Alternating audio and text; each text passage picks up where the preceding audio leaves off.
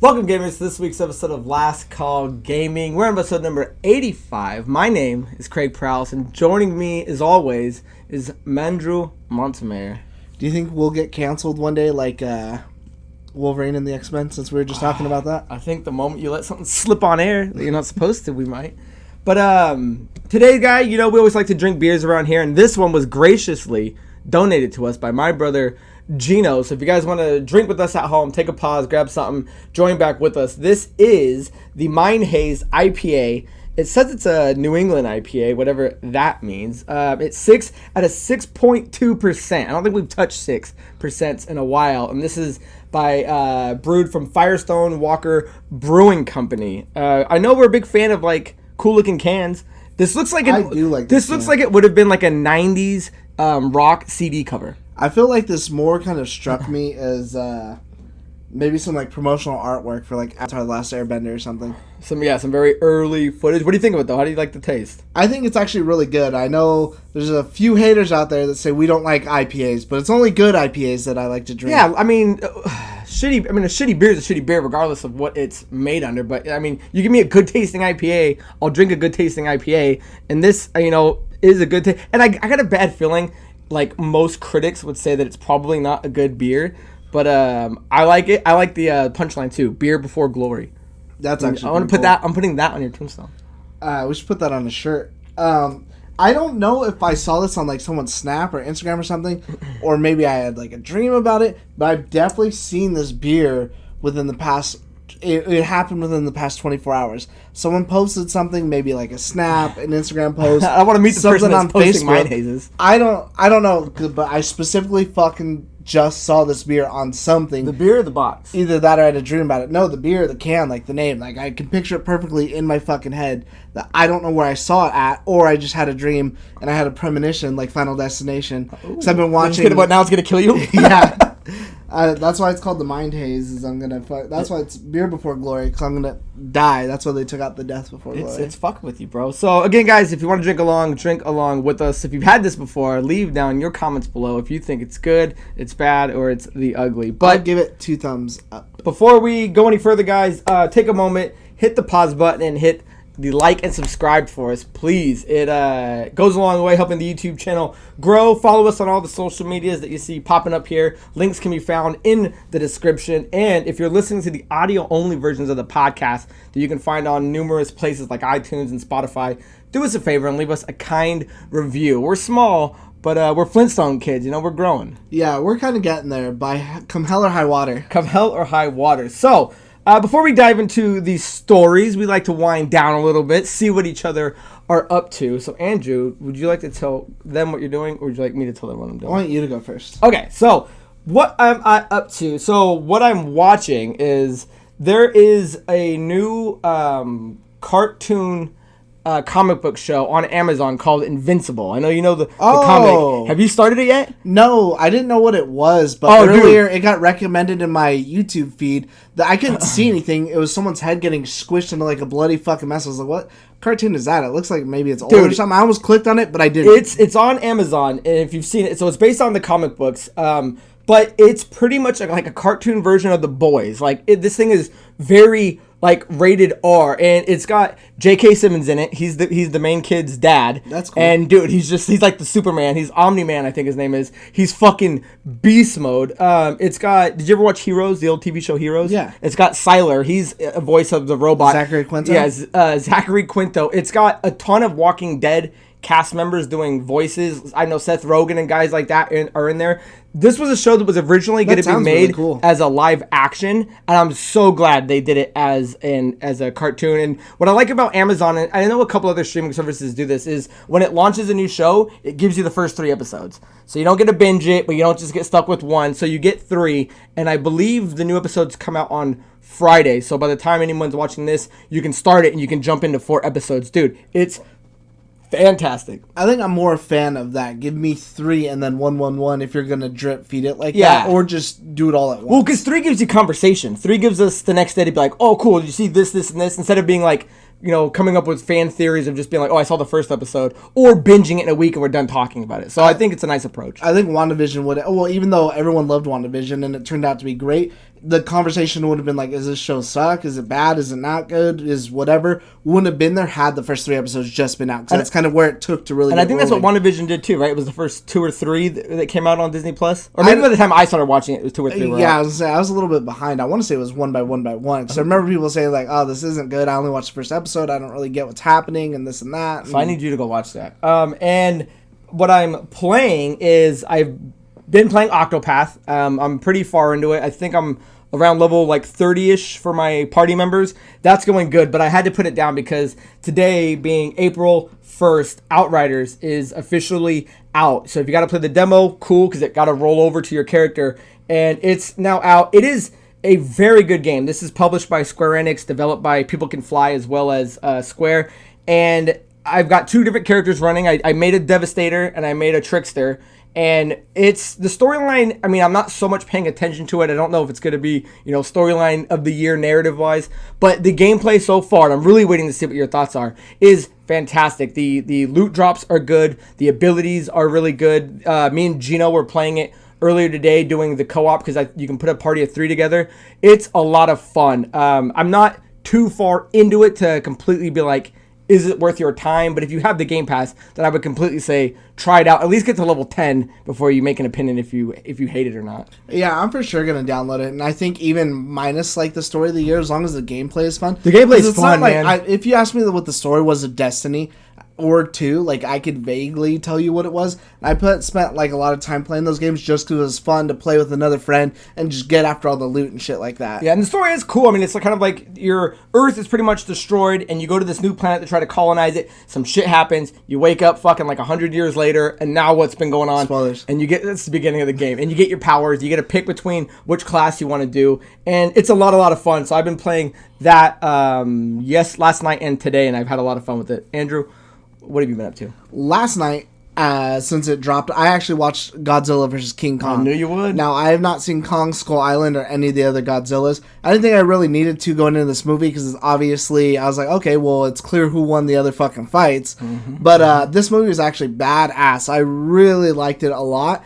And I think it's anything I could have really wanted from, like, a giant monster fighting movie. Now, before me and him were talking about, like, it doesn't really make sense, like, how a gorilla is going to fight, like, an atomic fucking lizard. But watching, like, their different fight styles, like, completely makes sense. Like, it's really fucking cool. Nice. And it plays to their strengths. So I definitely recommend, if you got HBO Max, get out there and watch it. Or if you just want to go see something in theaters, it was definitely a really cool movie. Excellent. As far as anything else, I actually decorated my Xbox. I posted some pictures on Instagram if you guys want to check it out. I've been sitting on a bunch of stickers I ordered for like a while. Yeah, you littered that thing with stickers. Yeah, I have one blank side, which is my right side, so I have my Xbox tilted now to where it's kind of like how I've had it before, where it's tilted so I only see 2 sides. I'm going to fill in the other one, but it's like, I think I spent like $50 worth of stickers and just fucking went to town on it and everything. So I actually think it looks a lot better now. I'm kind of like happier looking at it because it reminds me of like the bottom of like a skateboard or like kind of like how our bedroom walls and shit like that are just filled to the brim with stuff. Something nice to look at. And then I started playing Yakuza 3. Now, I know I said I was going to start Code Vein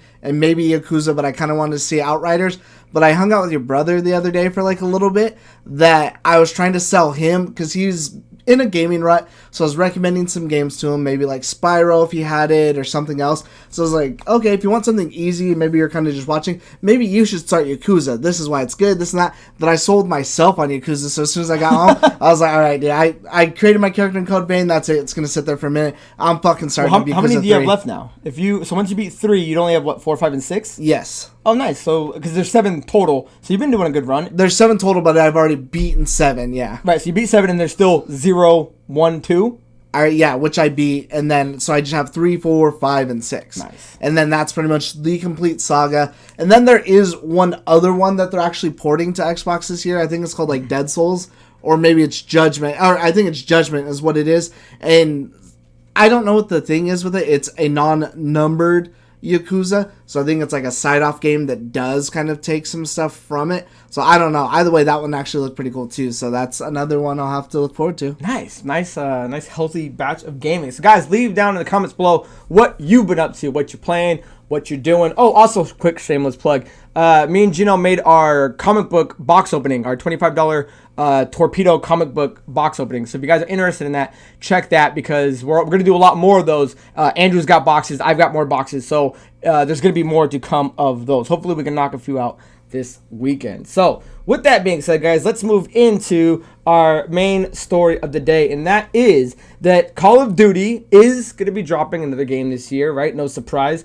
But it looks like they're going to be going back to World War II. Now, this one, as of now, is code name, but it's probably going to stick. The Call of Duty World War II Vanguard, being developed by Sledgehammer. And what's interesting is that they're getting back into the cycle of rotating who gets to make what games, because this is between Infinity Ward, Treyarch, and I know Raven kind of dabbles in that here and there, and Sledgehammer. And Sledgehammer was actually supposed to make the last year's version, but didn't, and Treyarch actually came in and took over. And I know Sledgehammer, if you've been following them, they've kind of had a rough patch. They had a lot of like top tier talent leave the studio, so that may have been kind of what hurt them from either finishing their project last year at all. But I did want to just read this real quick, a quick description of what's going on and where Sledgehammer Games stands. So the next game in the franchise is one developed by Call of Duty World War II studio Sledgehammer Games.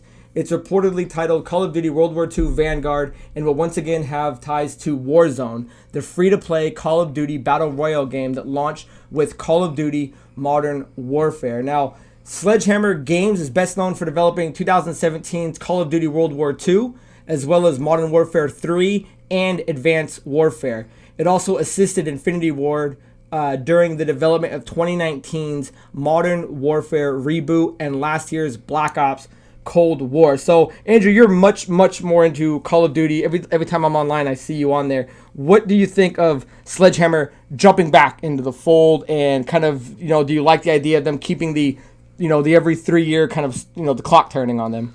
I'm kind of excited for like a little bit other information. We'll get to that next. I kind of don't want to jump ahead of the conversation, but as far as them getting into it, I personally would put them like last. I think Treyarch is above them. They're at the bottom of the totem pole and games? For me, I think Infinity Ward is the highest, and Infinity Ward was the lowest. Like, I really didn't like Advanced Warfare. Call of Duty World War II was okay, but I think anything that they do is really going to be a step. Hopefully, they learned from Black Ops Cold War, because I don't really see too many like big people playing it. All the big streamers, all the big everything, all play Warzone. And not just the fact that Warzone's a battle royale game, but Warzone's more closely tied to Modern Warfare than it is the other games. And it does take there's some guns and stuff like that from whatever, but it uses the same engine, it uses the same everything from Modern Warfare. And I think Modern Warfare was peak Call of Duty. I thought that was a Call of Duty that definitely brought it back. That's kind of what brought me back into it. Whereas before, the past few years, especially if you guys have been following us for a while,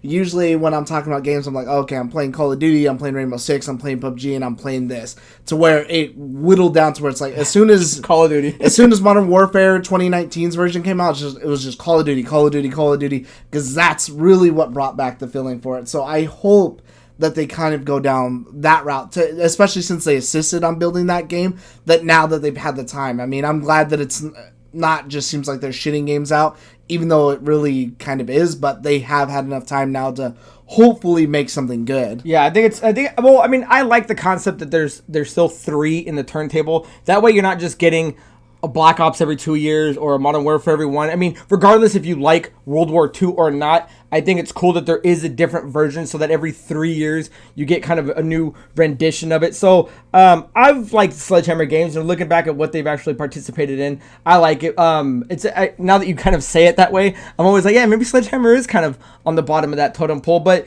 moving in, going back into like the WW2 stuff, do you think that fits moving in? Because they're obviously pairing it with Warzone, and which is the bigger part of the new Call of Duty thing. They're all kind of making like that hub. Does World War II fit in that? Do you think it should have been something different? I actually wrote that into my notes, is how to tie to Warzone, because Warzone, again, it's a modern game. So how are you going to fit these guns in there that they make sense without seeming so odd and out of place? Now, it is important to note that as far as the leak goes, is that it is World War II, but it's not just World War II, it's if World War II didn't end. So it's actually going into the 1950s. I've read the same thing. I don't know if that's confirmed. I don't know if they confirmed, but I would like that way better. It's not, but I've seen some future tech get through. That's where I was leading to. That's the only way that I could see them. Okay, maybe now it's leading into 1950s, 1960s, which is almost around the same time as like Cold War, that some of these guns wouldn't be too off to where it makes sense without seeming like, okay, here's an old PPSH, but realistically, you just have to buff it and make it stronger than other shit, but it only looks that way. It doesn't make sense perceptually that this modern gun wouldn't be better than this gun that was created in 1942 or something like that. What about like the maps though? Because I was kind of reading that they're going to tweak a few maps around. Do World War II maps still fit in, throwing it into like a modern day, Warzone? I don't even know what they're going to do with that, because Warzone hasn't even included anything from Black Ops. Okay, so the only thing still kind of coming up on that? Yeah, so Warzone is strictly, it's just been Verdansk. The big thing coming up and what we don't know is they're saying that they're going to nuke the map and change it and make it something more aligned with Cold War, but that's supposed to happen at the end of what this season is, and I don't think the season ends for like another month. Okay. And that's when we're supposed to find out whatever the big fucking change is going to be. But so far, everything in Warzone, unless they added a map with like a ship or something like that, but that would be, they had a boat crash into fucking part of the map and you can like go on it and do stuff, and they added zombies that you can like free or do whatever, but they only stay in a contained area. That's the only thing that they've added that didn't launch with Verdansk, besides like the guns and a couple of the like the little car, like the RCXD or whatever, score streaks or something like that. But it's not like they've taken, okay, we're going to take part of this map, part of this map, part of this map, and we're going to throw it on there, and now it's, you have a Cold War section of whatever or something like that. Yeah, there's nothing like that. So, yet. Yeah, so yeah, I do think it's interesting that they're going back to the well with WW2. I mean, obviously they did a good job when they first made their original one, and I think I actually didn't like it. Did you? I remember. Well, I mainly play the campaign, so when I play the campaign, I really dug it. The ending was interesting when they kind of do like they walk through the concentration camp and stuff like that. I didn't play too much of the online. I didn't really play too much of the online until Black Ops came back into my life, but. There's always going to be room for a WW2 style of gameplay. I just don't know how far you can push it, because obviously we get a lot when we do like Wolfensteins and stuff like that. Call of Duty's still going back. I don't know how many more they could do. Every time it's their turn, or they rule that war, or is every 3 years, or is every 3 years a good time to have a reset and go, okay, now what are we gonna do? Because I do like the idea of an alternate timeline of it didn't end in the 40s. It continued on and we're under a different regime possibly. I think something like that keeps it fresh. Twist. So, yeah. I really like the idea that that's where they're heading in terms of this game. I'm curious to see if they stick in the 3-person rotation. If their next game's another WW2 game, I'd really like them to kind of step outside that wheelhouse. And I know they did Modern Warfare 3 and Advanced Warfare. I would kind of like them to do another run at that. I think the story. Like you're saying that you want to make sure the guns and all that fit, especially if you're going to connect to that hub. World War II seems to be the most difficult to try to make that fit. Yeah, I think the story for Advanced Warfare was good. I remember that being good. So it's kind of not really the story that I'm like really doubting on this. So when I say like I don't have like faith in them, it's not as far as the story goes. It's as far as the multiplayer and everything else goes, because that's where I spend most of my time. I do run through every single campaign. I don't think there's one that I haven't played. So. Nice. So that's really all I've got to say on that, unless there's anything else you want to add on top of that. Yeah, I did want to add that the other big part of like the leak, and hopefully this is what's true and kind of has me a little bit more excited and faith like kind of invested in them, is that they're actually not going to use the Cold War engine. They're actually going to go back to using Modern Warfare's, I think it's the IW8 engine instead. And I think that game, again, look at Modern Warfare. You can put Modern Warfare and Cold War side to side. Modern Warfare looks better. It plays better. And I'm sure you can agree with this too, even from a story perspective. It sounds leagues better when you're firing some of those guns. Sounds like a real gun. That was the first thing I remember you pulled me aside. You're like, listen to the difference in this. Like, you could hear the difference between like a shotgun going off or like a rifle going off. So yeah, I definitely agree with you there. Yeah, one of them definitely feels a lot more weighty. Like I said, I think Modern Warfare really nailed it with aesthetic, sounds, like with just absolutely everything. That to see them say like, okay, that last engine maybe was kind of like a miss, or we just don't want to work with that. If we have the choice. We're going to take this one because maybe that's what we're more familiar with. But that engine was, I think, in my opinion, the better engine. So that's kind of the bigger thing that has me like, okay, cool. Like, I'm more excited for that. Cool. Yeah, maybe they can take their time, tinker with the new one, go back to what works for, a company jumping back into the fold. So, excellent. If you guys have anything else you want to add or talk about the Call of Duty, the next game coming out, Vanguard from Sledgehammer Games, jump down to the comments, leave it down below, and let's have a conversation. So with that being said, let's move into ripping it up.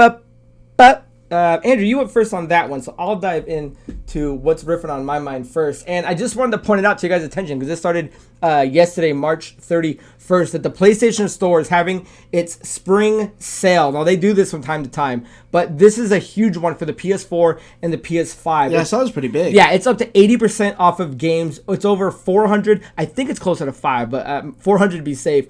Games on sale with approximately 200 DLC packages and add-ons. And if you've been sleeping or sitting on anything and you've been waiting to jump on board, now is the time to do it. I mean, Andrew and I'm always kind of holding, don't want to pull the trigger on new games because I know they're going to be on the Game Pass soon. I know they're going to be on sale in 3 months. But, me and Andrew split a lot of games. We go in, we play. If you're someone that's been waiting to play things like The Last of Us Part 2 and Yakuza Like a Dragon, God of like War, $20 right now. There's a lot of things on sale. Yeah, there's Last of Us Part 2, the digital deluxe edition. So the big boy is 43% off, sitting at $40.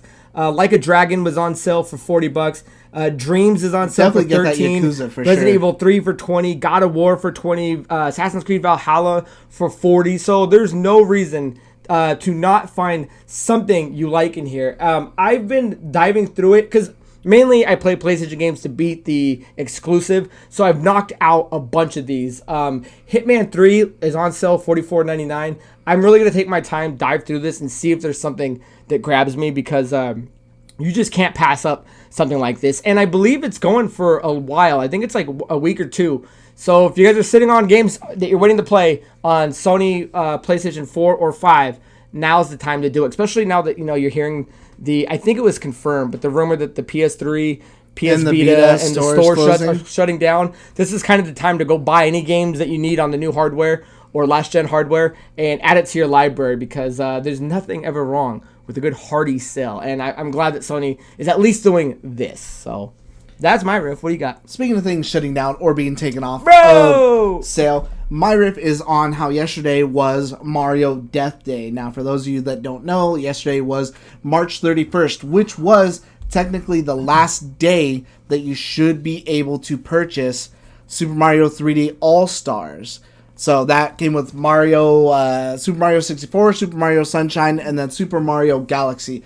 I bought it, Craig bought it, and I'm sure you can still buy physical copies out there right now. I have seen some people start scalping them, and the sales are definitely going up. So if you have a GameStop or something like that, get out there and pick it up. But true to their word, this has already been taken off the eStore. You can't even buy digital codes from like Amazon or anywhere else that was selling like digital codes. They have all already been taken down. Also, they took down that Mario Bros 35 game, the PvP kind of battle royale where like you're competing against other players and running through whatever. That was a cool game. Did you ever play it? No, I didn't even get a chance to. Oh man, it was fun. Well, now it's gone and it's shut down. I don't know why. So either way, just word of the warning out there to you. If that's something you were waiting on, if you see that game out there, definitely pick it up while you can, because who knows if they're going to bring this back. And honestly, I think if you slept on it for this long and you didn't get it, then that's on you. Yeah, it's a very weird thing that Nintendo is doing to because I know, because they'll know that in 10 years when they re-release it, it's going to sell again. So instead of letting it sit on the shelves and ever drop price, they're really, in my opinion, they're just going to re-pump it out. But it's such a weird thing. Like, nobody else does that. Nobody else takes things off of the store unless you're, Sony with Cyberpunk 2077. Like, nobody takes things off of the digital store. Nobody removes a game and it's not Disney movies where you're going to put them in the vault for 20 years. So it's a very odd thing that they're doing. And I like that this was kind of more of a fan-made thing. Like, there was like an obituary. I don't know if GameSpot wrote somebody, but fans were like, today, here lies Mario. He's lived on by his brother Luigi, his partner Peach, and things like that. So very clever on the fans' point, but extremely odd on Nintendo's point for locking a very good, I would say a very good bundle game that easily could sell $60 for the next 10 years. I want to see what the metrics are of that game that was sold,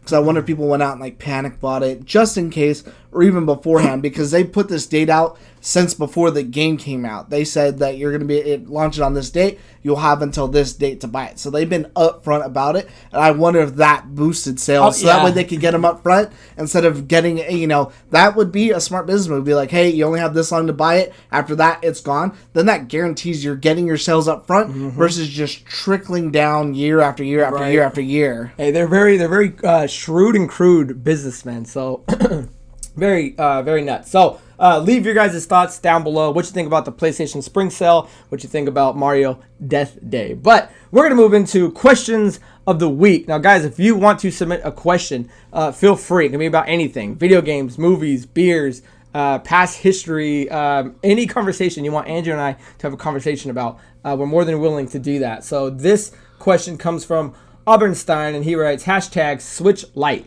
Why did you do that? Well, we're going to talk about that right after this. That segment comes right after this.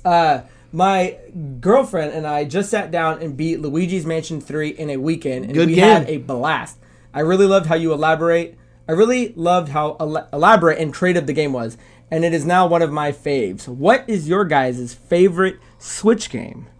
You want to go first or you want me to go? Mine, hands down, is the Link's Awakening remake, because that is one of my favorite games of all time, and I felt like this game kind of really kept the heart of it. Like, that is a game that I honestly...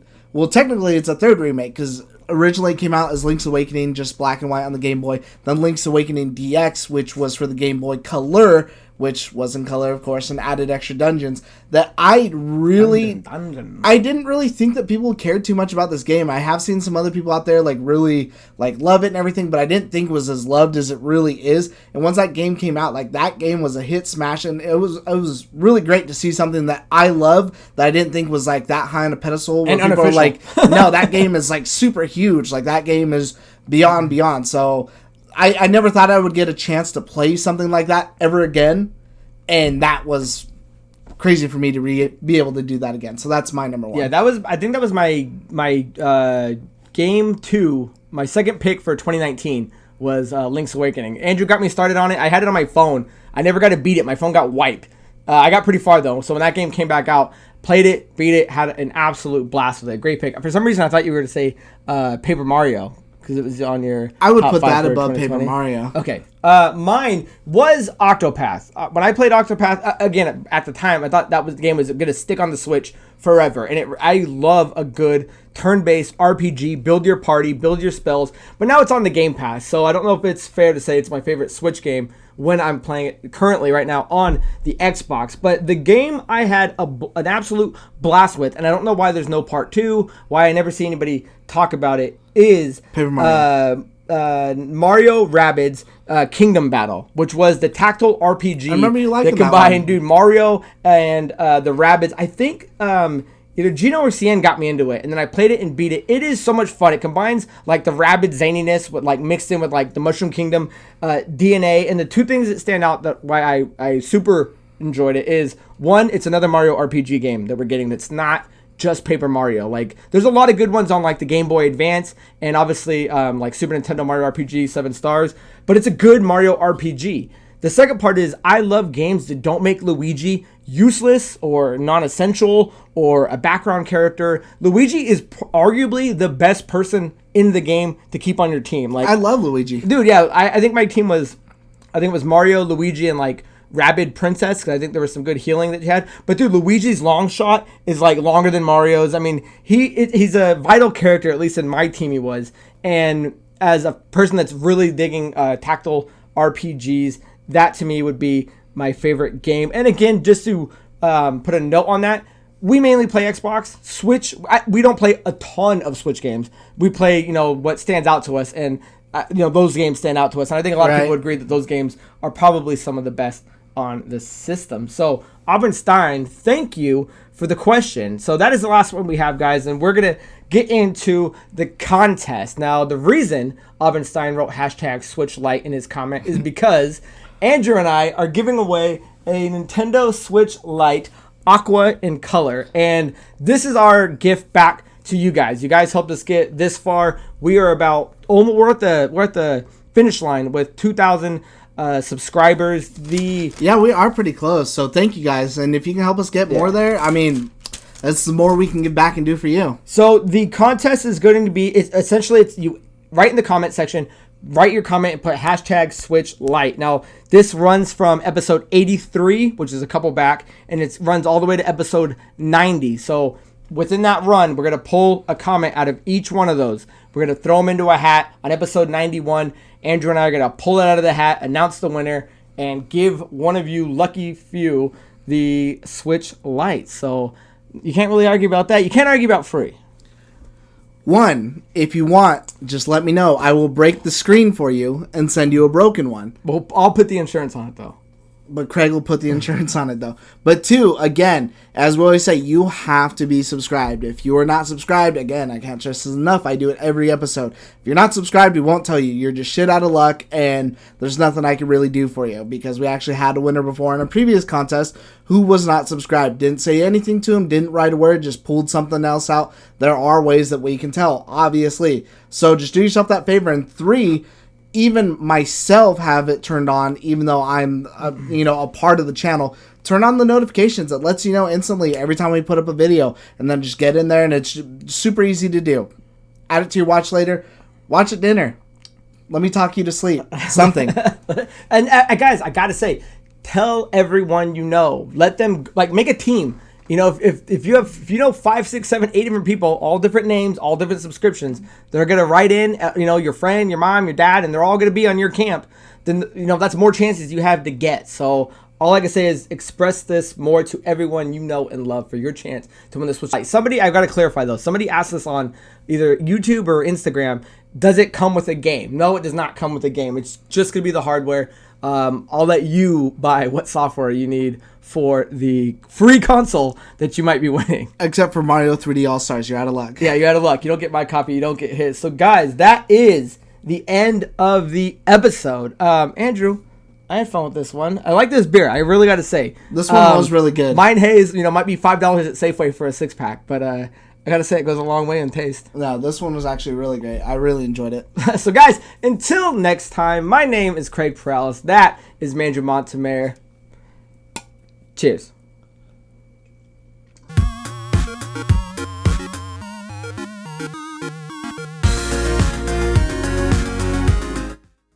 You ever sometimes feel like you're the Jubilee of your friends? No, I'm more of a Wolverine.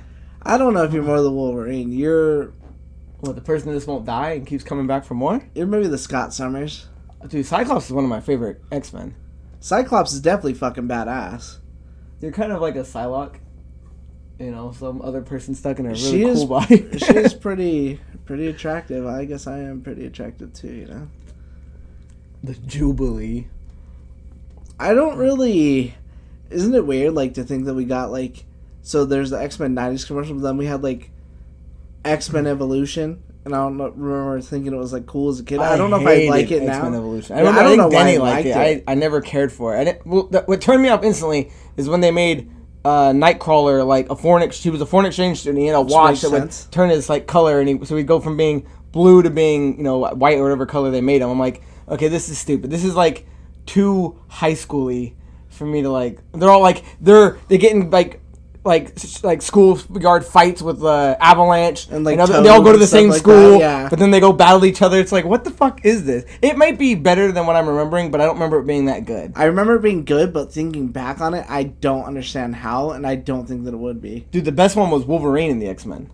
Did you ever watch that? They only did one season. Oh dude, it's all time travel, it's all Bishop. They go back and forth between the future at the Xavier's in the future. I'm thinking he's all fucked up, and Wolverine's trying to figure out how to fix it. Emma Frost becomes a bigger player, and at the end it ends with Apocalypse standing there, and behind him is Dr. Sinister or Mr. Sinister. And I was like, oh dude, yes, canceled.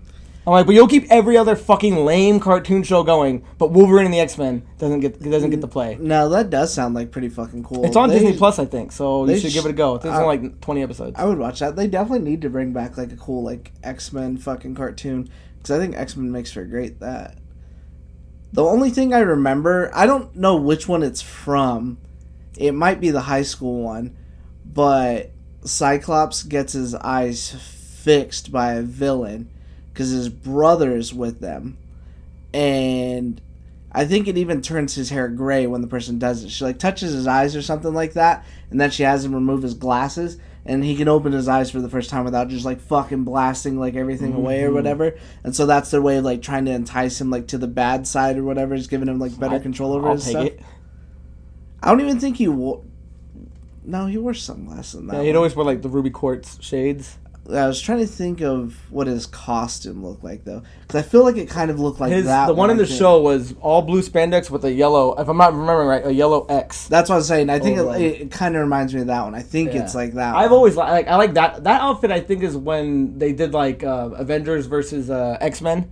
When it's kind of more of his new school outfit. I've always, instead of just like the yellow underwear and the fucking lame-ass strap. It's kind of weird that like X-Men, again, has like some of the best villains and the best like storyline and shit like that going on, and they have a couple of like the best movies, but everything else is just so underutilized or like fucking done wrong. It's like, I don't understand how you, like, it's already laid out for you in a fucking comic. Like, all you have to do is literally just follow it, cast the right people, and do whatever. Well, I mean, but Fox had them though, so now that it's under Marvel, we'll see. Like, let's see what this rendition of X-Men's gonna be.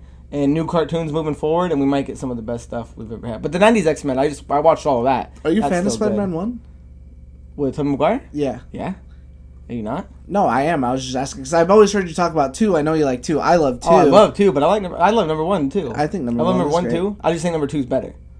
I'm a bigger fan of the Dr. Ock take versus, like... I love Willem Dafoe's Green Goblin, but I like Dr. Octopus better.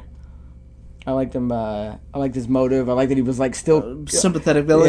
Yeah. I thought it was pretty cool too. They kind of tried to do that with like Sandman a little bit in the third one. I thought he sucks.